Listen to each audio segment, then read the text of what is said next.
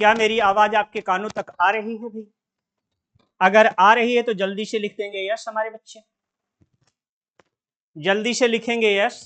और कल की डेट में हम लोगों ने क्या पढ़ा था, लास्ट पॉइंट इंगित करेंगे। हमारे सभी बच्चे कल की डेट में क्या पढ़े हुए थे वो जरा लास्ट पॉइंट इंगित करेंगे। सबको गुड मॉर्निंग है, सबको राधे राधे है, सबको आशीर्वाद है मेरे प्यारे बच्चों। जल्दी से आंसर करके बताएं कल का लास्ट पॉइंट क्या था। हाँ सर, सारी चीजें विजिबल हैं। ओके मेरे प्यारे बच्चों, जल्दी से आंसर कर दो बेटा, कल का लास्ट पॉइंट क्या पढ़ा था आपने। सारे बच्चे हमारे तेजी के साथ आंसर करेंगे, कल का लास्ट पॉइंट क्या पढ़े थे आप लोग। सबको आशीर्वाद है भाई। चलिए जल्दी से आंसर करें हमारे बच्चे, कल की डेट का लास्ट पॉइंट क्या था आपका।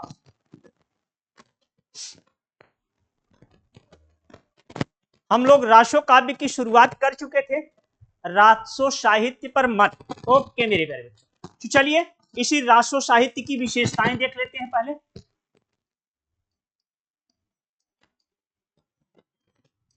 रासो साहित्य की विशेषताएं,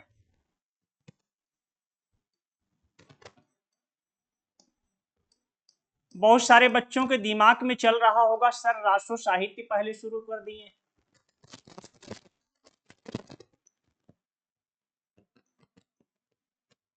बहुत सारे बच्चों के हमारे दिमाग में ये कौंध रहा होगा कि सर रासो साहित्य से शुरुआत कर दिए हैं। मेरी पहली क्लास है, अच्छी बात है भाई, पहली क्लास है, कोई बात नहीं, पहली क्लास से ही आप ईमानदारी से पढ़ाई करना शुरू करिए, ठीक है। यहां रासो साहित्य की विशेषताओं में जरा नोट करिएगा, नंबर 1, पॉइंट नंबर 1 करके लिखिएगा मेरे प्यारे बच्चों।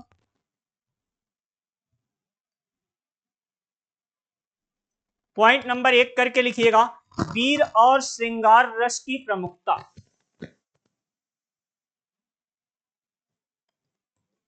वीर रस और श्रृंगार रस की प्रमुखता। श्रृंगार रस की प्रमुखता। तो मेरे प्यारे दोस्त, मेरे प्यारे भाई, अब यहाँ पे पॉइंट नंबर 1 में आपने क्या लिखा, वीर रस और श्रृंगार रस की प्रमुखता। इसका मतलब और रस क्या थे बेटा, गौण रूप में थे, लेकिन वीर रस और श्रृंगार रस यहाँ पे क्या थे, प्रमुख रूप से थे। दूसरा पॉइंट, रासो ग्रंथों का विस्तृत वर्णन, इसका संक्षेप में वर्णन नहीं है, इसका विस्तार पूर्वक वर्णन किया गया है। तीसरा पॉइंट, यहां पे इतिहास और कल्पना का मिश्रण है। किसका मिश्रण है, इतिहास और कल्पना का मिश्रण। इतिहास और कल्पना का मिश्रण। चौथे पॉइंट पे आ जाओ भाई, चौथा पॉइंट नोट करिएगा मेरे प्यारे बच्चों, भाषा वैविध्य। भाषा वैविध्य, वैविध्य से आशय है भाषा की विविधता से है बेटा। किसकी विविधता से है, भाषाओं के यहाँ पे अनेक प्रकार हैं, जैसे डिंगल और पिंगल, ये शैलियां आपको मिलती हैं। स्वाभाविक शैली, स्वाभाविक शैली,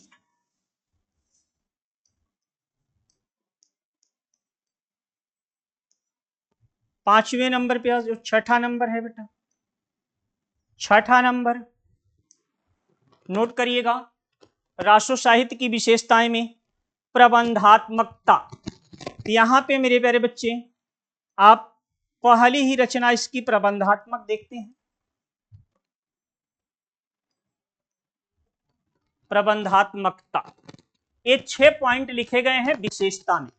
किसमें लिखे गए भाई, विशेषता में लिखे गए हैं। सबको गुड मॉर्निंग है बच्चों। अगर ये 6 पॉइंट आपने नोट कर लिया है भाई तो हम लोग आगे बढ़े। यहाँ पे किसकी वीर रासो काव्य में किसकी प्रमुखता है, वीर रस और श्रृंगार रस की प्रमुखता है। दूसरा, विस्तृत वर्णन किया गया है। यहाँ पे इतिहास और कल्पना दोनों चीजों की मिश्रण है, यही नहीं केवल इतिहास ही है। यहाँ के कभी इतिहास तो लिख ही रहे हैं, लेकिन उस समय कल्पना भी कर रहे हैं, उस कल्पना को भी इसमें इंगित कर दे रहे हैं। भाषा की विविधता है, अनेक प्रकार की भाषाओं का प्रयोग किया जा रहा है। स्वाभाविक शैली, शैलियों का स्वाभाविक प्रयोग है। प्रबंधात्मक मतलब ये प्रबंध ग्रंथ लिखे गए हैं, महाकाव्यों की यहाँ पे रचना हुई है। तो मेरे प्यारे बच्चे, हम उम्मीद करते हैं इसको आपने नोट कर लिया होगा। अगर नोट कर लिया है मेरे प्यारे बच्चे तो हम लोग आगे बढ़ें। अगर नोट हो गया है तो हम लोग आगे बढ़ें भाई। चलिए, पहली हेडिंग बनाएंगे दलपत विजय। कौन सी हेडिंग बनाओगे भाई?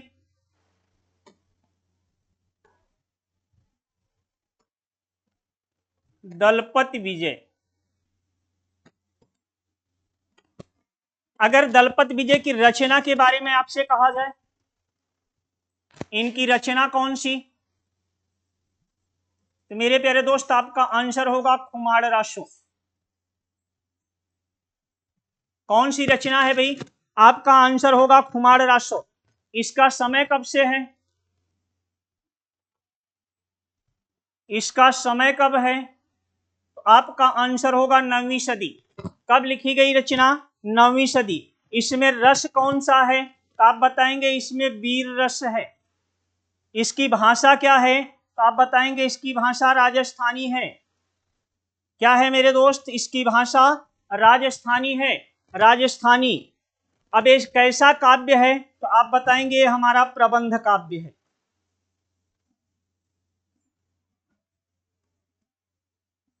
कौन सा काव्य है मेरे प्यारे बच्चों?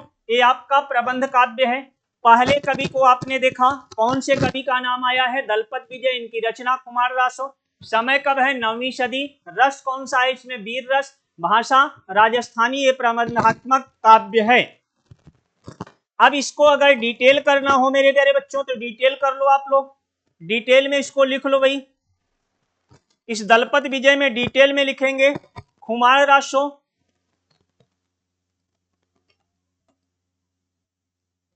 खुमाड़ रासो,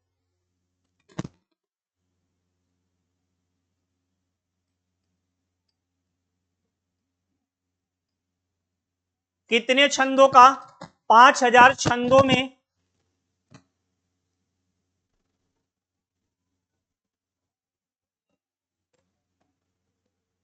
खुमाड़ रासो 5000 छंदों में रचित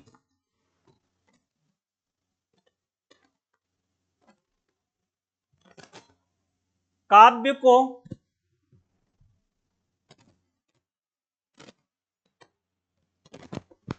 आचार्य शुक्ल, आचार्य शुक्ल से आशय आचार्य रामचंद्र शुक्ल,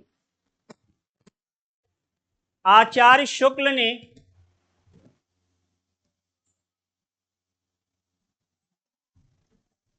नवीं सदी का माना है।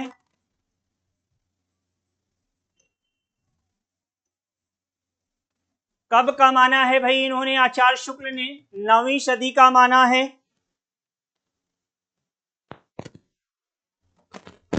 जबकि राजस्थान के वित्त संग्राहकों ने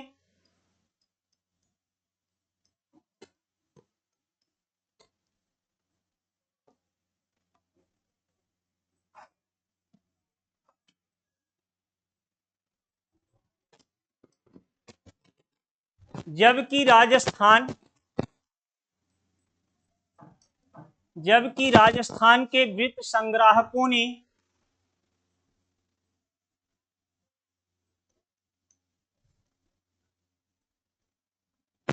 17वीं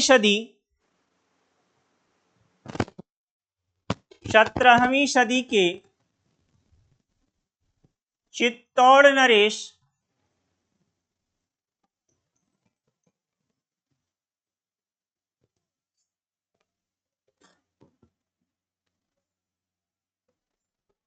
जबकि 17वीं सदी के चित्तौड़ नरेश जय सिंह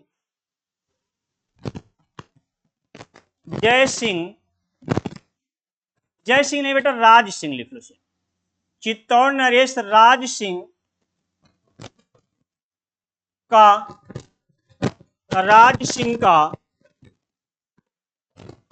अन्य राजाओं के साथ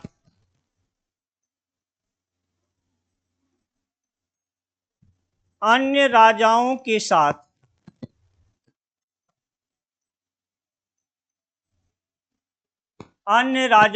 साथ वर्णन किया है। कौन किया है बेटा? इसका रचना काल आप 9वीं शताब्दी ही मानेंगे, लेकिन राजस्थान के जो वृत्त संग्राहक हैं, जो रचनाओं को संग्रहित करते हैं, वो 17वीं सदी के चित्तौड़ नरेश राज संघ की इसमें बात करते हैं। इसमें चित्तौड़ नरेश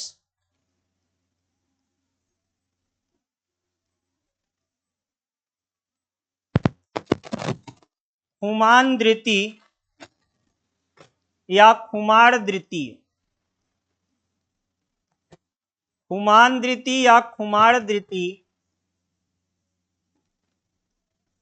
का वर्णन किया गया है,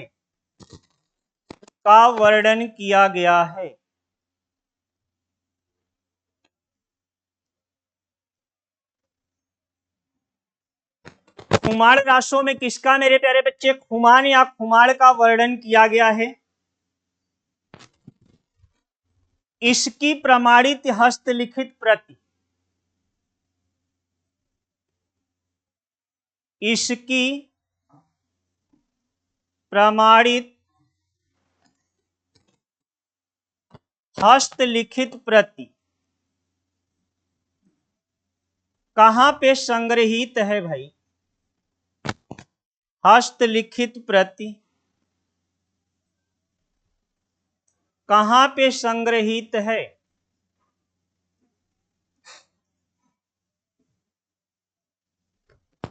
ऊना संग्रहालय में इसकी प्रमाणित हस्तलिखित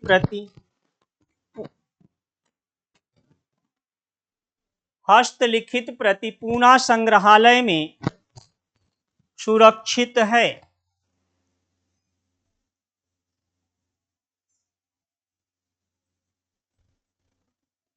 तो मेरे प्यारे बच्चे, यहां पे आपके मोस्ट इंपॉर्टेंट पॉइंट अलग से हमने करा दिया। दलपत विजय की रचना का नाम खुमार रासो, 9वीं सदी में लिखा गया है। वीर रस है, भाषा इसकी राजस्थानी, एक ऐसा काव्य है, अप्रबंध काव्य है। बाकी ये सारी चीजें आपको दे दिया गया। इसकी हस्तलिखित प्रति कहाँ पे संग्रहित है? ऊना संग्रहालय में संग्रहित है।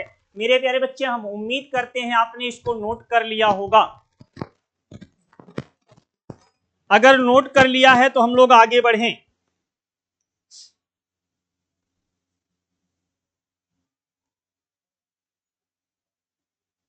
अगर नोट कर लिया है तो जल्दी से लिखें यस, हम लोग आगे बढ़ें।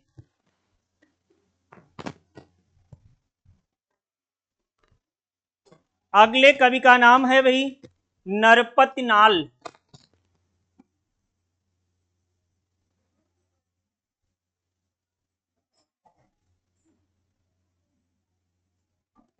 किसकी बात करने चल रहे हैं हम लोग भाई? नरपति नाल की।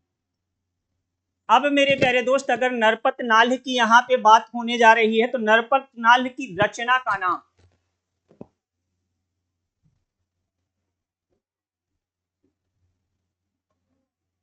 विशलदेव रासो। इनकी रचना कौन सी है भाई? तो आप बताएंगे विशलदेव रासो। अब विशलदेव रासो का रचना काल कब है? तो आप बताएंगे 1212। कब है भाई? 1212।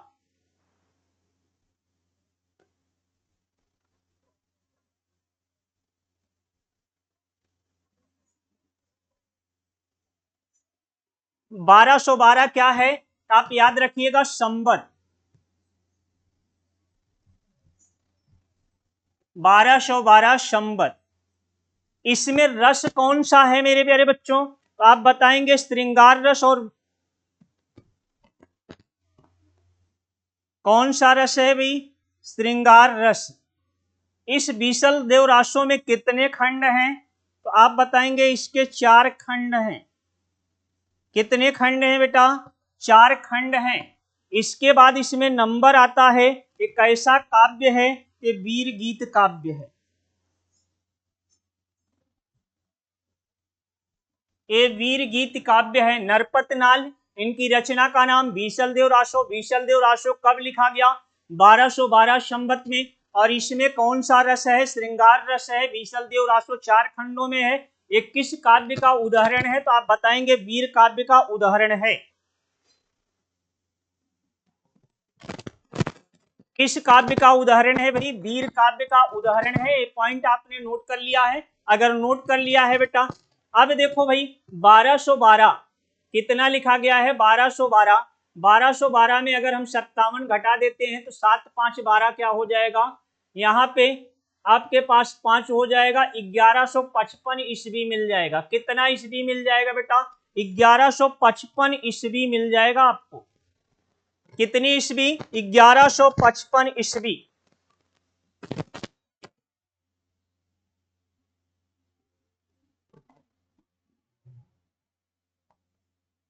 बीसलदेव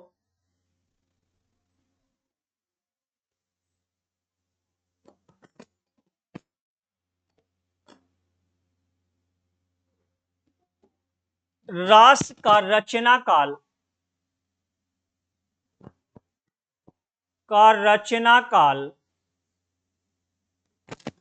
1155 ईस्वी है। इसका संपादन किसने किया था मेरे प्यारे बच्चों? ये प्रश्न पूछा जाता है। इसका संपादन बीसलदेव रास का रचना काल 1155 ईस्वी है। इसका संपादन माता प्रसाद गुप्त ने किया। माता प्रसाद गुप्त ने किया।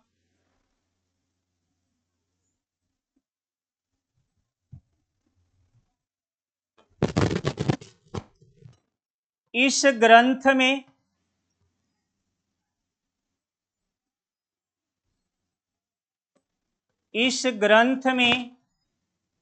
कुल 128 छंद हैं। इस ग्रंथ में कुल 128 छंद हैं।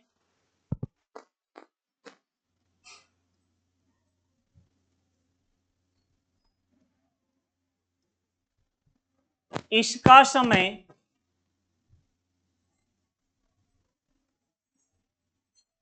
13वीं सदी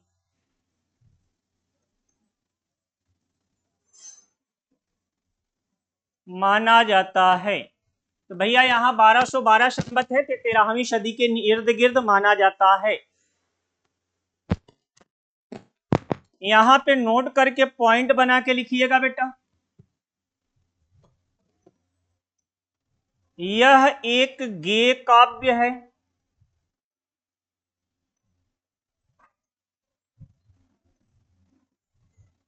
यह एक गेय काव्य है। गेय काव्य से आशय है गाया जाने वाला काव्य। दूसरा पॉइंट लिखिएगा, हिंदी साहित्य में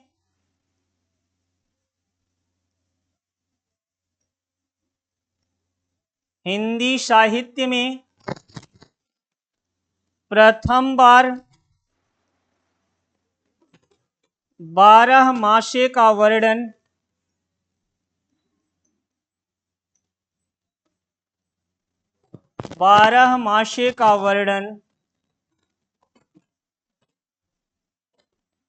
इसी ग्रंथ में किया गया है।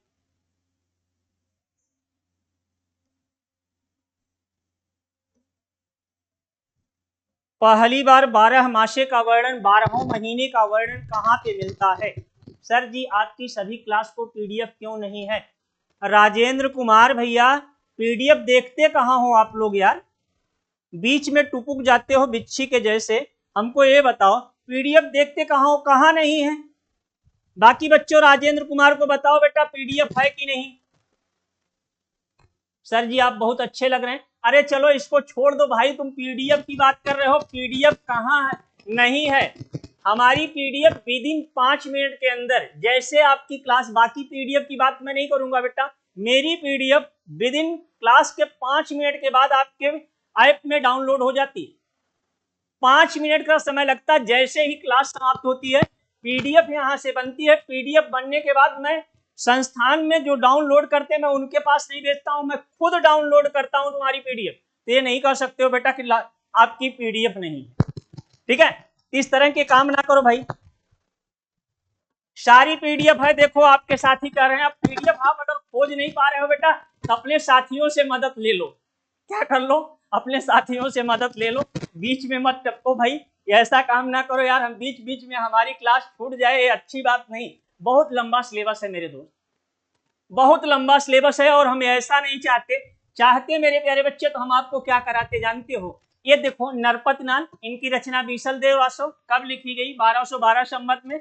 कौन सा रस है? श्रृंगार है। किसने खंड में है? 4 खंड में है। और ये वीर गीत काव्य है। इतना लिखवा के छोड़ देते, आप कह नहीं सकते थे कि हमने कुछ छोड़ा है। लेकिन बेटा ये सारी चीजें आपको क्लियर ढंग से, इतना अच्छा सा नोट्स बन जाए। आप एक बार हिंदी पढ़ो और भविष्य में कभी हिंदी पढ़ने की जरूरत ना पड़े, मैं ये प्रयास कर रहा हूं। तो बीच में ना टपको भाई, बीच में ना टपको मेरे दोस्त, इस तरह के काम ना करो। चलो, हिंदी साहित्य में प्रथम बार 12 मासे का वर्णन। 12 मासे का वर्णन मेरे प्यारे बच्चे, 12 मासे से अर्थात है जो 12 हिंदी के महीने होते हैं, आषाढ़ सावन भादौ क्वार कार्तिक चैत वैशाख अगहन जेठ, इस सारे का वर्णन यहाँ पे किया गया है। क्या किया गया है? इन सारे का वर्णन किया गया है।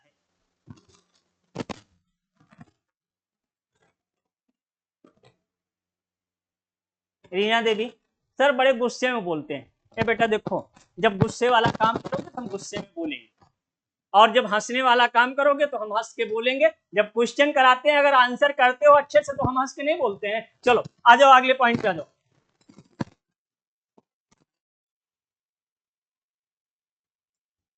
इस कृति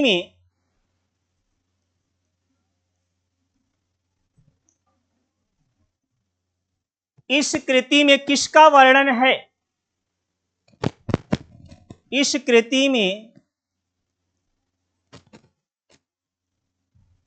भोज परमार की पुत्री, भोज परमार की पुत्री राजमती,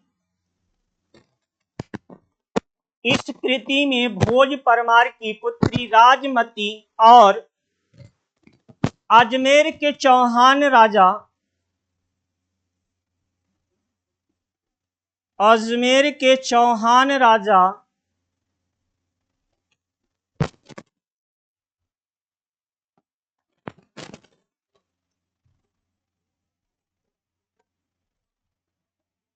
बेसल देव तृतीय,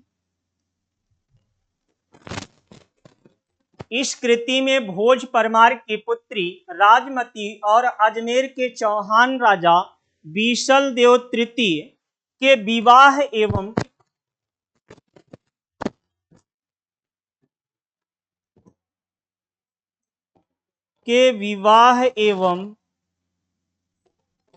पुनर्मिलन की कथा वर्णित है।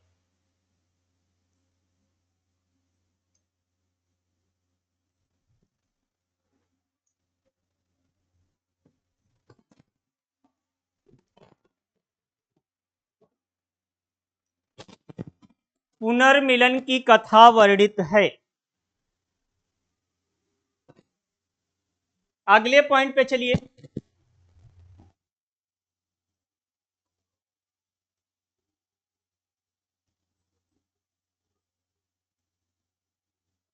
इसमें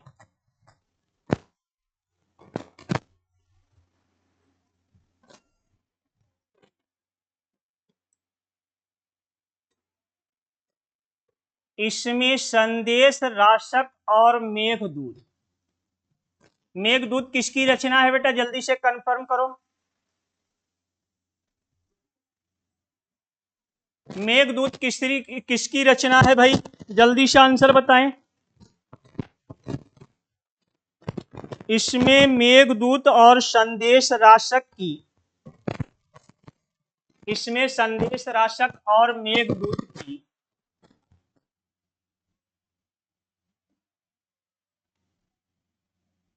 संदेश परंपरा,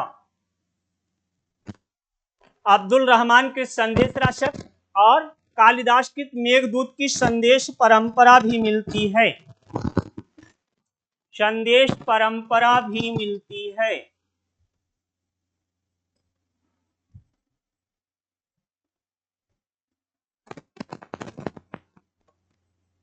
यह एक वीर काव्य है। यह एक विरह गीत काव्य है। विरह गीत काव्य है।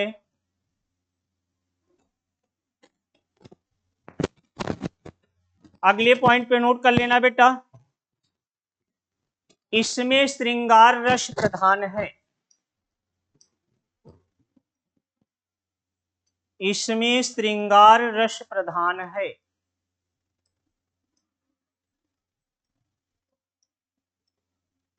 श्रृंगार रस प्रधान है। मेरे प्यारे बच्चे अगले पॉइंट पे चलो। अगली हेडिंग बनाएंगे जगनिक।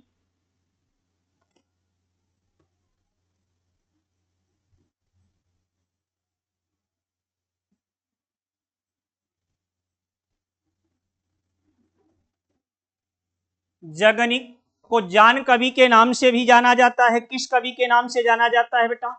जान कवि के नाम से जाना जाता है। इनकी रचना का नाम आप बताएंगे। जगनिक की रचना है परमाल रासो।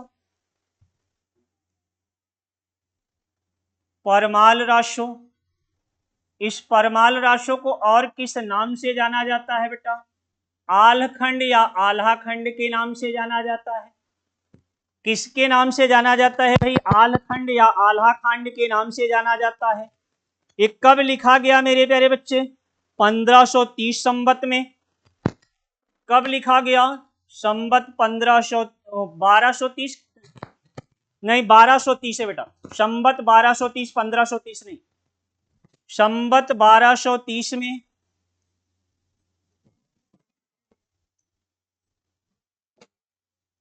इसमें रस कौन सा है?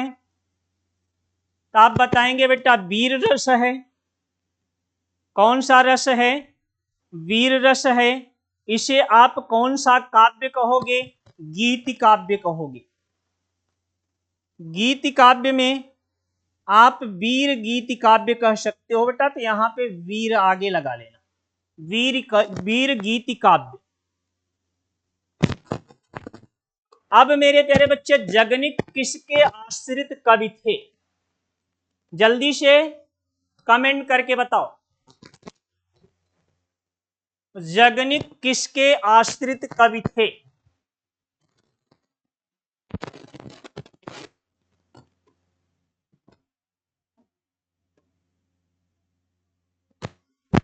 जगनिक महोबा निवासी। महोबा के राजा परमार्द देव।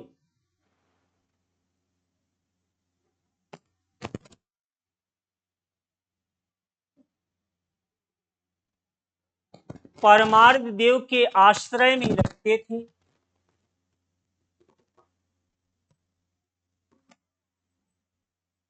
आश्रय में रहते थे।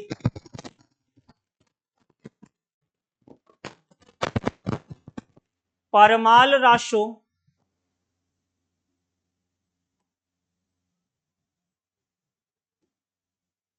एक गेय काव्य है।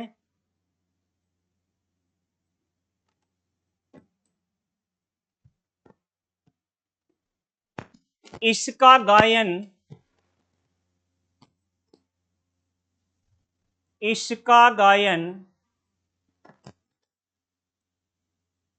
उत्तर प्रदेश और मध्य प्रदेश में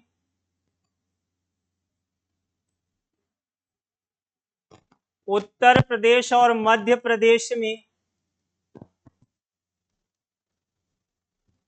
वर्षा ऋतु, कोष्टक में नोट करना बेटा, पावस ऋतु,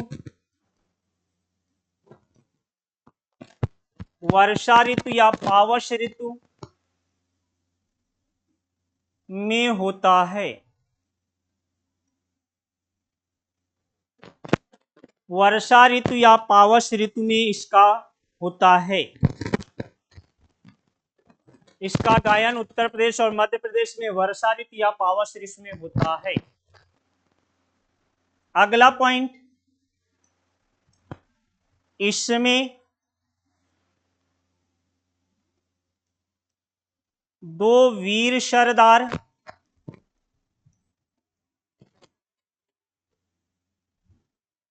आल्हा और ऊदल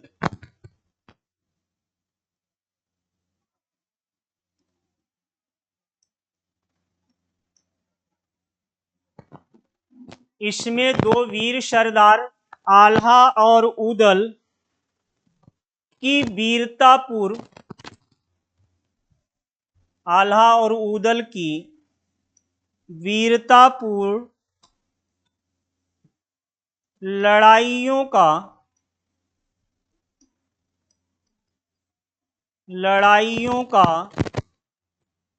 वर्णन किया गया है।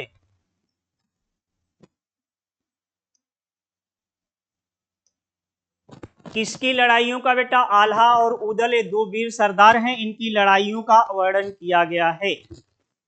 1865 ईस्वी में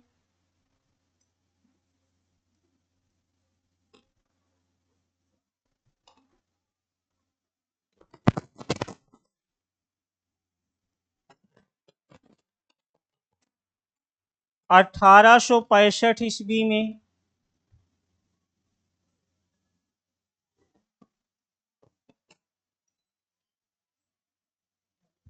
चार्ल्स एलियट ने आल्हखंड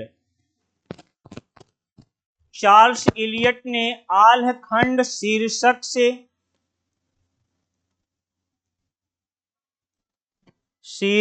से इसे प्रकाशित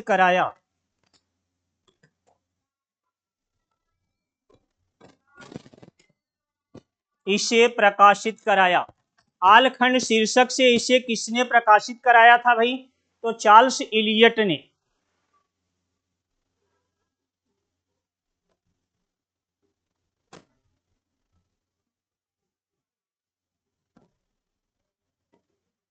मेरे प्यारे बच्चे, इसको आपने नोट कर लिया है?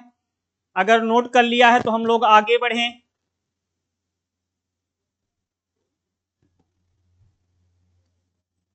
यह मौखिक परंपरा पर आधारित है।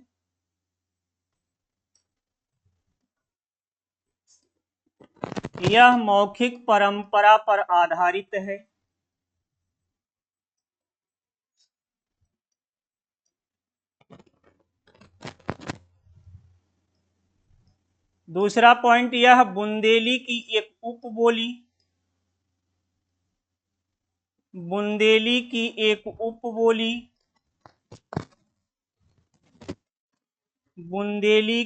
उपबोली बनाफरी में लिखा गया है।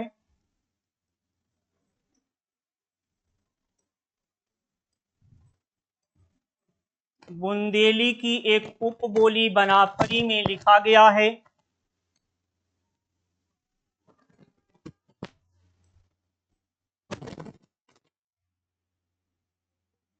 चार्ल्स एलियट के आल्हखंड के आधार पर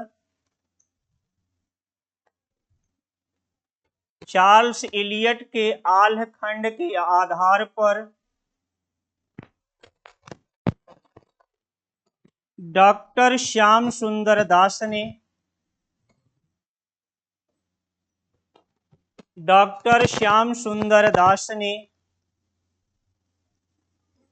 इसके 4 पाठ निर्धारित किए।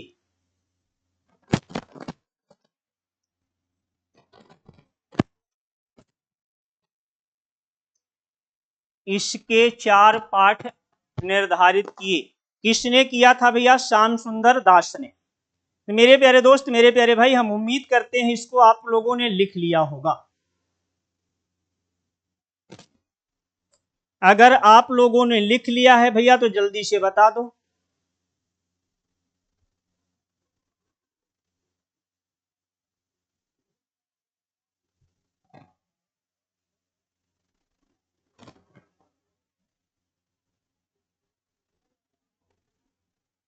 मेरे प्यारे बच्चे, इस चार्ल्स इलियट के विषय में आप लोग जानते होंगे।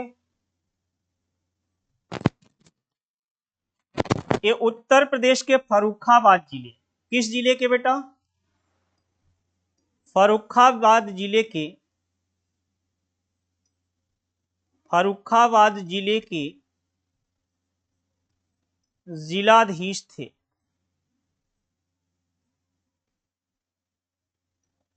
कहाँ के जिलाधीश थे भैया? फर्रुखाबाद जिले के जिलाधीश थे। मेरे प्यारे दोस्त, मेरे प्यारे भाई, आप बताएं जल्दी से, इसको आपने नोट कर लिया है? अगर नोट कर लिया है तो हम लोग आगे बढ़ें।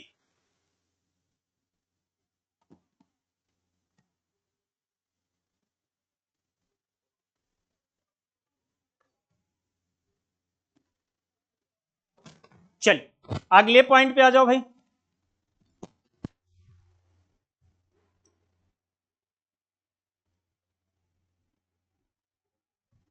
शारंगधर,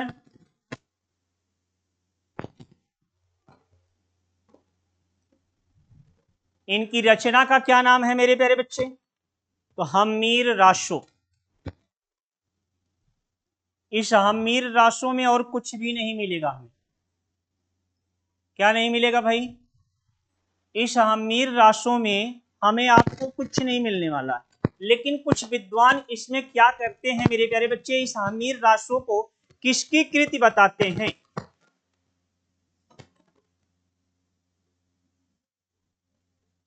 हम्मीर रासो को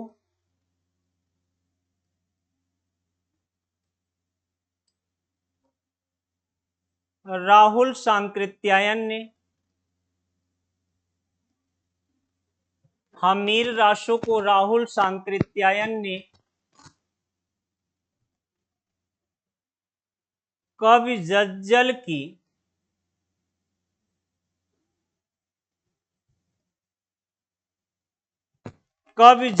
की कृति माना है।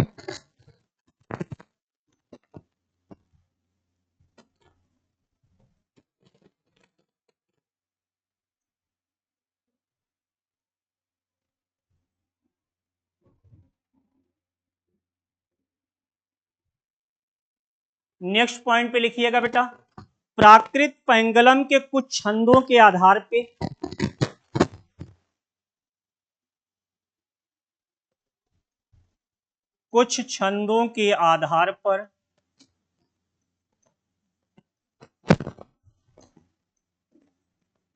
आचार्य शुक्ल ने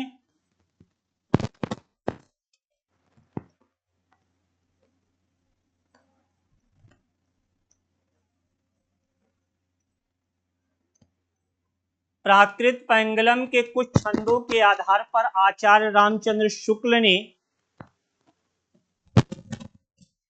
इस आलोच्य ग्रंथ की कल्पना की है।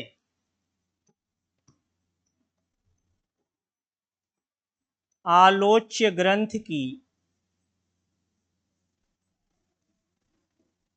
कल्पना की है।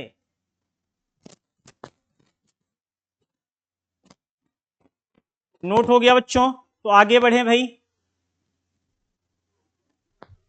इसमें राजा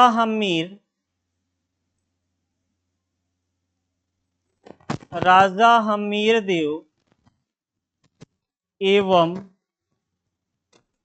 अलाउद्दीन के बीच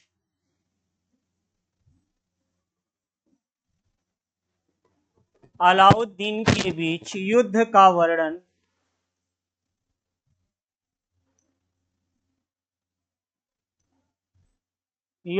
वर्णन किया गया है। किसके किसके बीच युद्ध का वर्णन है भाई? हम्मीर देव और अलाउद्दीन के बीच के युद्ध का वर्णन है। इसकी कोई लिखित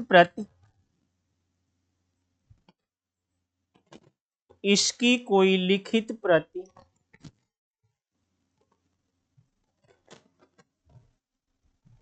उपलब्ध नहीं है।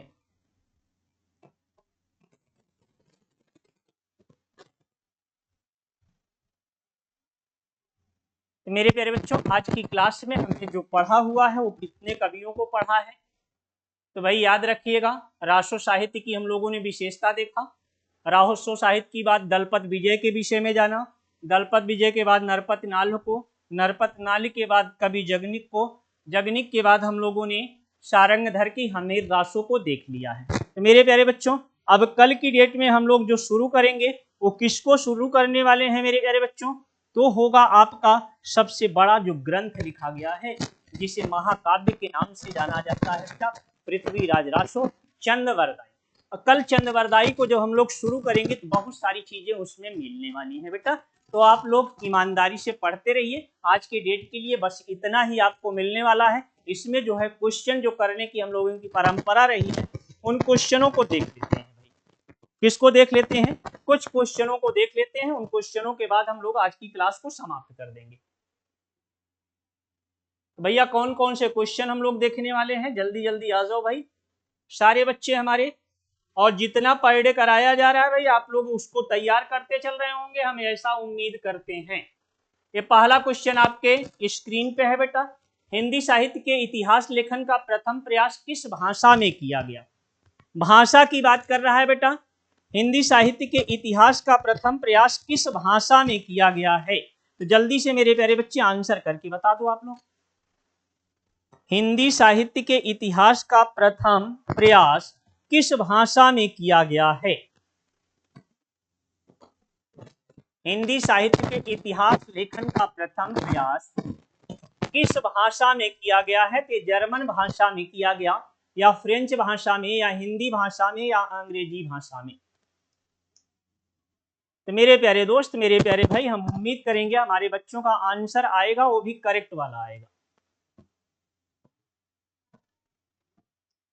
किस भाषा में किया गया था भाई? जल्दी से आंसर करके बताएं हमारे बच्चे भाई।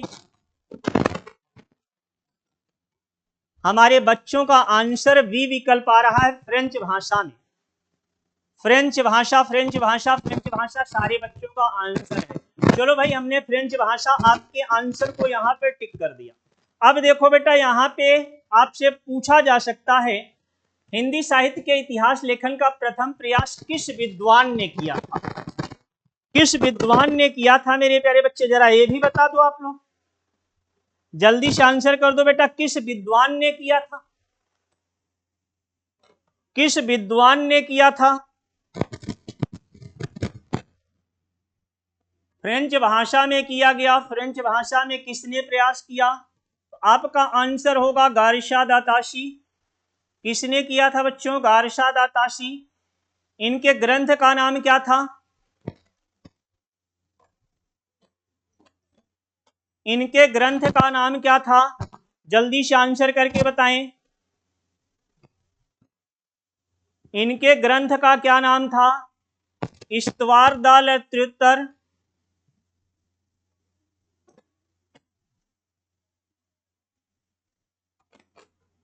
हिंदुई हिंदुस्तानी।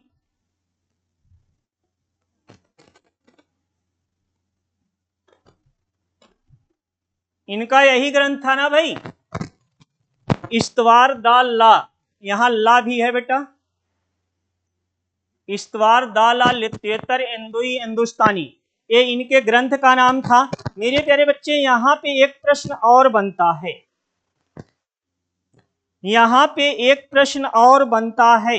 वो प्रश्न कौन सा बनता है भाई? वो प्रश्न कौन सा बनता है? हिंदुई का अर्थ क्या होता है?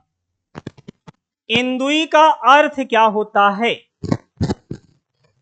हिंदुई का अर्थ क्या होता है मेरे प्यारे बच्चे? तो हिंदवी होता है। इसी हिंदवी को और किस नाम से जाना जाता है? हिंदी के नाम से जाना जाता है। याद रखिए, ये आपका विकल्प है, यहाँ पे सही है। कितने भाग में है, सारी चीजें आपको कराई गई है।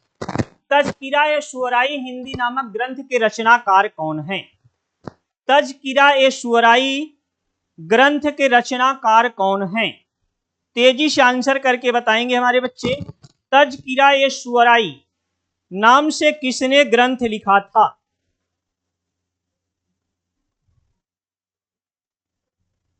तज़किरा-ए-शुअराई नाम से ग्रंथ किसने लिखा था? जल्दी से मेरे प्यारे बच्चे आंसर करके बताएं।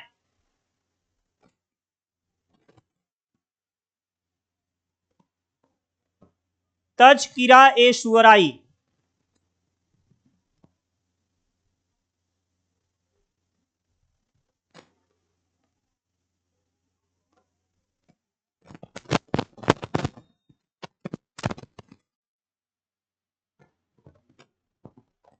इसमें मेरे प्यारे बच्चे हमने शायद आपको नहीं दिखाया था, 1004 कवि हैं, जिसमें 62 मात्र हिंदी के कवि हैं। कितने कवि हैं? 62 आपके हिंदी के कवि हैं, बाकी सारे कवि अन्य भाषाओं के हैं बेटा। किसके द्वारा लिखा गया था मेरे प्यारे बच्चे? मौलवी करीमुद्दीन। किसके द्वारा भाई? मौलवी करीमुद्दीन। अगर डी विकल्प आपका भी है तो आपका भी आंसर काबिले तारीफ। अगला प्रश्न है, हिंदी साहित्य के प्रथम इतिहास ग्रंथ इस्तवार दाला लितेतर इंदुई हिंदुस्तानी के लेखक कौन हैं? तो भैया ये तो हम आपको पहले भी बता चुके हैं, गारशा दत्ताशी, यही है। जॉर्ज ग्रियर्सन के ग्रंथ का नाम बताओ आप लोग।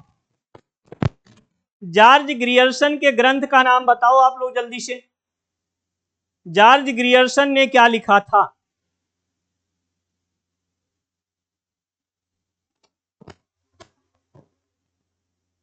जॉर्ज ग्रियर्सन ने क्या लिखा था? The modern vernacular literature of Hindustan. Literature of Hindustan किसके द्वारा लिखा गया मेरे प्यारे बच्चे? तो आप बताएंगे जॉर्ज ग्रियर्सन का था। इसका अनुवाद किसने किया था भाई? इसका अनुवाद किसने किया था? तो तेजी से आंसर आना चाहिए मेरे प्यारे बच्चों। इसका अनुवाद किसने किया था? तेजी से आंसर करके बताएंगे हमारे सभी बच्चे। किशोरी लाल गुप्त ने। किसने किया था भाई? किशोरी लाल गुप्त ने किया था, नोट कर लेना कहीं पे। और किस नाम से किया था मेरे प्यारे बच्चे?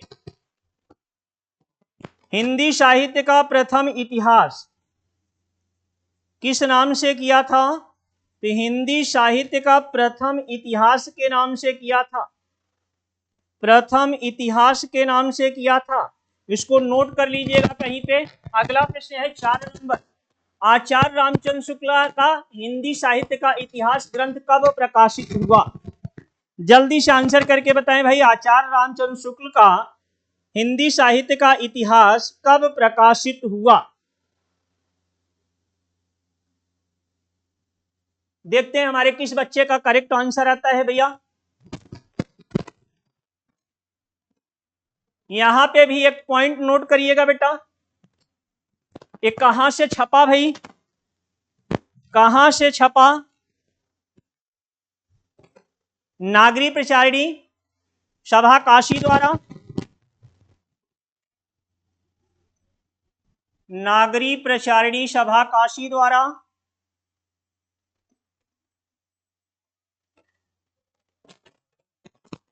हिंदी शब्द सागर की भूमिका।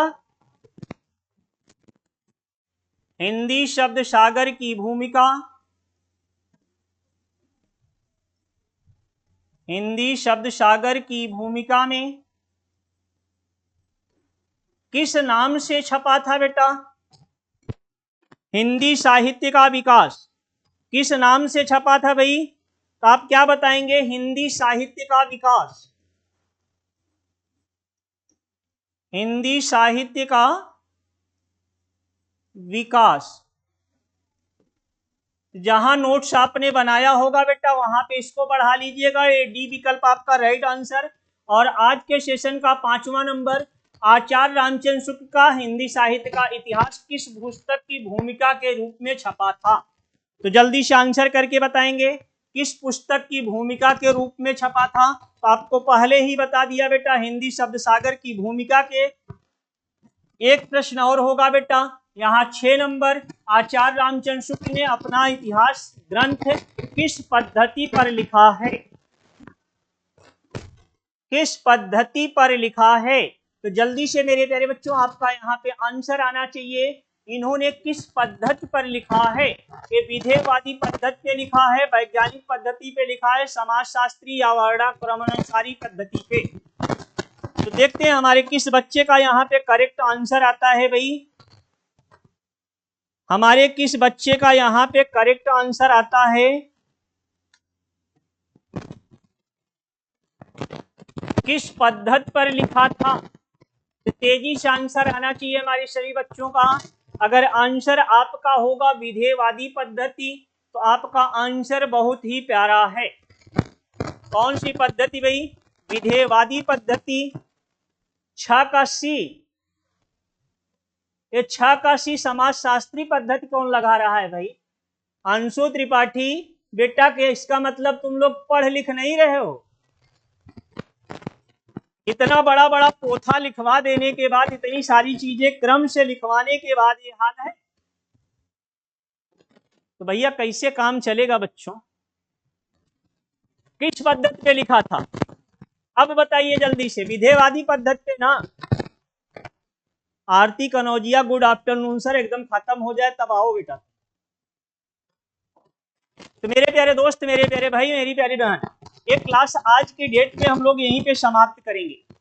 आज की डेट में जो पढ़ाया लिखाया गया है भैया, इसको आप पढ़ लिख लीजिएगा। कल की डेट में हम लोग रासो ग्रंथ में महत्वपूर्ण ग्रंथ पृथ्वीराज रासो की चर्चा करेंगे। चंद वरदाई कृत पृथ्वीराज रासो की चर्चा कल की डेट में हम लोग करेंगे। तो आज की क्लास कितने नंबर की क्लास थी बेटा?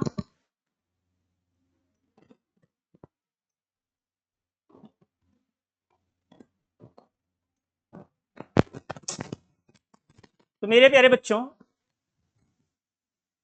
जो भी बच्चे हमारे ओल्ड पढ़े हुए हैं बेटा, उनको भी कुछ ना कुछ अब नया मिल रहा होगा। अगर नया मिल रहा है तो अपने नोट्स में, या अगर नए सिरे से नोट्स बना रहे हो तो उसमें अपना इंक्लूड करते चलो। तो आज के लिए बस इतना ही, दीजिए हमें इजाजत। जय हिंद, जय भारत।